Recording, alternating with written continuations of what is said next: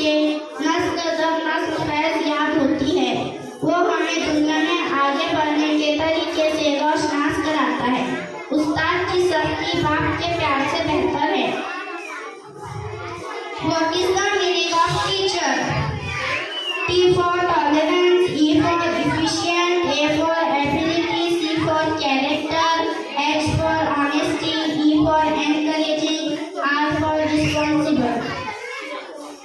आइए आज से हम अज़्म करें कि हम अपने उस्ताद असातिज़ा इकराम की तालीमात पर हमेशा अमल करेंगे और उनकी इज्जत व एहतराम करेंगे। इतना कहकर मैं अपनी तकरीर का इस शेर के साथ इख्तिताम करती हूँ। मुश्किलों से घबरा के हम जीना नहीं चाहते,